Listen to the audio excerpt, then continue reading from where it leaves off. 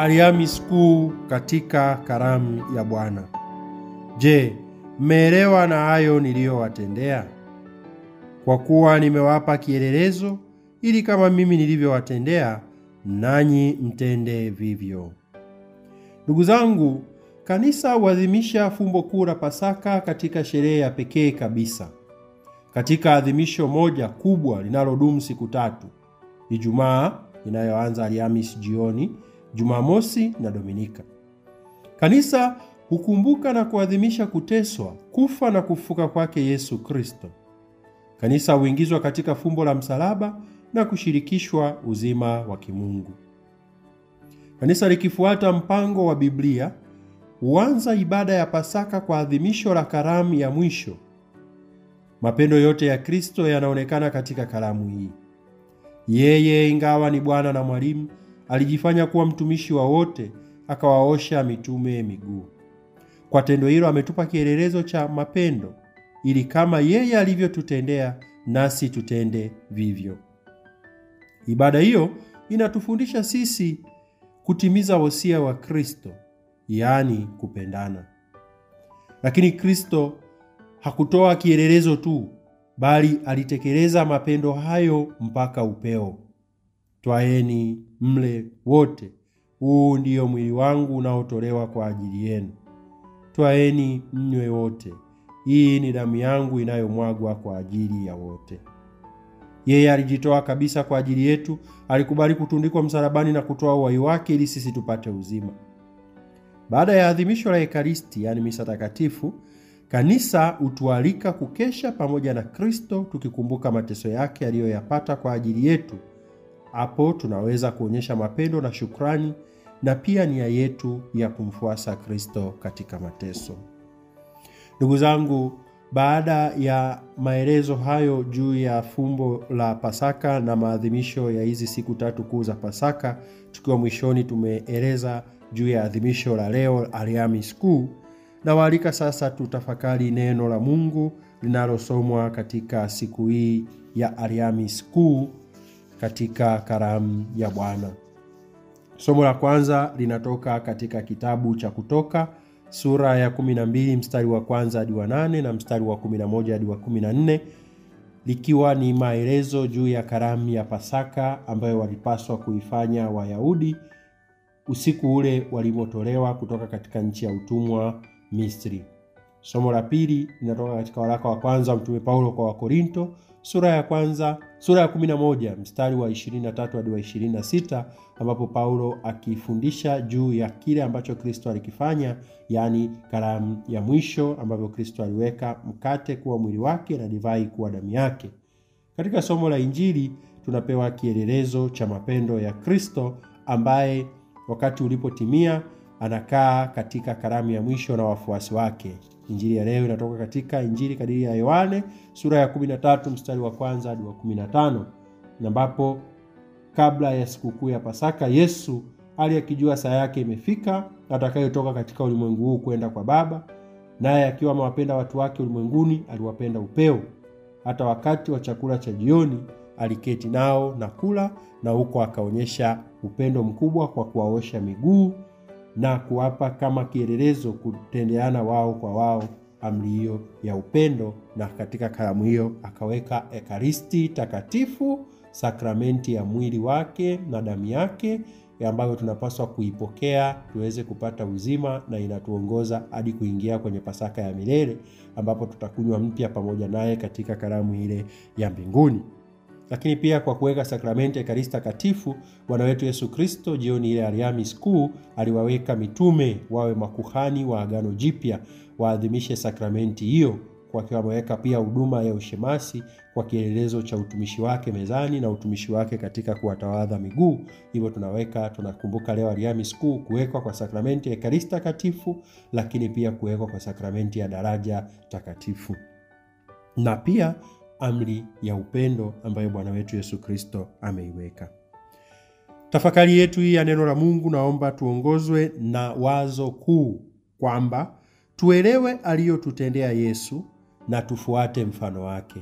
Alhamisi Kuu tunapoanza sasa zile siku tatu kuu za Pasaka, fumbo lenyewe la Kristo la mateso, kifo na ufufuko wake, tujitahidi kuishi siku hizi 3 kuu za Pasaka kwa kutafuta kuelewa aliyoyatenda Yesu na kufuata mfano wake. Ndugu zangu, tunapoadhimisha kumbukumbu ya karamu ya mwisho ya Bwana na mitume wake, karamu hii ilifanyika siku moja kabla ya siku rasmi ya Pasaka ya Wayahudi ya mwaka ule, kama ambavyo tunaelezwa katika Injili ya Mathayo sura ya 26 mstari wa 17 hadi wa 20, Marko sura ya 14 mstari wa 12 hadi wa 16 na Luka sura ya 22 mstari wa 7 hadi wa 13. Lakini pia tunaweza tukapata maelezo ya hivyo kutoka katika kitabu cha Kutoka, ambayo yanaweza yakatueleza ile karamu ya Pasaka ya Kristo ilikuwa ina maana gani. Lakini Injili ya leo, Yohane sura ya 13 mstari wa 1 inaeleza kabisa sherehe hii, karamu hii ya Bwana na mitume wake ilifanyika siku moja kabla ya siku ile ya Pasaka. Kwa mwaka huo, kondoo wa Pasaka walichinjwa Ijumaa. Yesu, huku akiwa amekwisha weka rasmi Ekaristi Takatifu, Ijumaa Kuu anajitoa yeye mwenyewe msalabani kama mwanakondoo wa Pasaka mpya inayofanyika katika damu yake ya agano jipya na la milele. Yeye ni mwanakondoo aliye hai, Mungu kweli na mtu kweli. Na hivyo basi sisi wa Kristo tunakombolewa sio kwa damu ya mnyama mwanakondoo, bali kwa damu ya mwanakondoo aliye hai ambaye ni Bwana wetu Yesu Kristo. Katika karamu ya mwisho, Yesu anaweka Ekaristi Takatifu kama ambavyo tumeeleza somo la pili la leo, waraka wa kwanza Mtume Paulo kwa Wakorinto 11:23 hadi 26, na Luka sura ya 22 mstari wa 14 hadi wa 20, Mathayo sura ya 26 mstari wa 26 hadi wa 29 na Marko sura ya 14 mstari wa 22 hadi 25 yanaeleza kuwekwa kwa Ekaristi Takatifu katika karamu ile ya mwisho.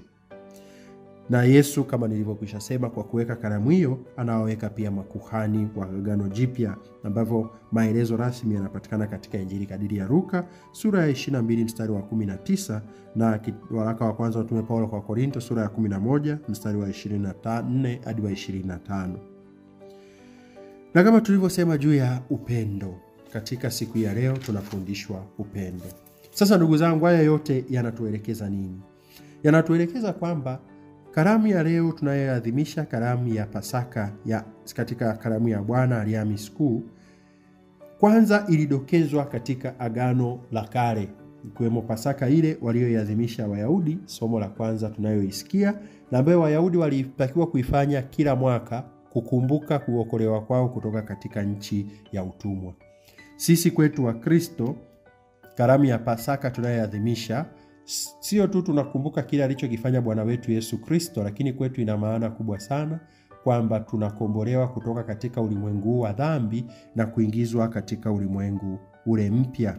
Tunavuka kutoka katika bahari ya ulimwengu kuingizwa ndani ya Kristo pamoja naye katika ulimwengu ule wa mbinguni. Wayahudi walimla kondoo na damu yake wakaiweka katika vizingiti vya nyumba walizomla, na hivyo malaika wa Bwana akazipita nyumba zile walizokuwa wameweka damu, hakuwaua wale waliokuwemo katika nyumba zile. Sisi nasi Bwana wetu Yesu Kristo anatufundisha kwamba tukiula mwili wake hatutaona mauti kamwe. Yohane sura ya 6 mstari wa 47 hadi wa 58. Basi ndugu zangu, tuelewe haya aliyotutendea Yesu. Alijitoa sadaka kwa ajili yetu na ametuwekea Ekaristi Takatifu, tule mwili wake tuweze kupata uzima utusindikize katika safari ya mbinguni. Tujiulize leo, tunaadhimishaje misa takatifu? Tunaipenda misa takatifu? Tunaiheshimu Ekaristi Takatifu? Tunaipokea kwa uchaji, kwa moyo safi na mara nyingi?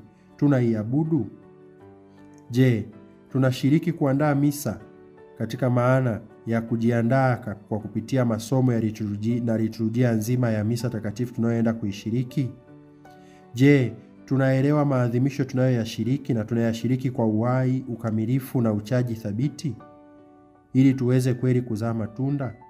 Je, tunajitolea kufanya usafi kanisani, kutunza nidhamu ya kanisa na mazingira yake? Tunajitolea kuwahi misa na tunaenda kwenye misa tukiwa tumevaa vizuri na kupendeza vizuri kwa ajili ya heshima na hadhi ya karamu ambayo Bwana wetu Yesu Kristo ametuandalia? Au tunasema kwamba Bwana atazama moyo, atazami ya nje? Ni kweli wazi kwamba Bwana anatazama ya ndani, lakini ya nje pia wala hatoacha kuyatazama endapo kama mtu anajiandaa na anavaa vizuri kadiri anavyoweza katika ubora wake ili aweze kushiriki katika adhimisho la misa takatifu. Ni matendo ya nje yanayoonyesha uchaji na ibada ya kweli kwa Bwana wetu Yesu Kristo. Ndugu zangu, tunapoadhimisha leo kuwekwa kwa Ekaristi Takatifu, Yesu Bwana wetu anatuuliza, je, tunaelewa na haya aliyotutendea? Na anatuambia ametupa kielelezo. Tujiulize, je, Ekaristi Takatifu tunaiheshimu kwa kiwango gani?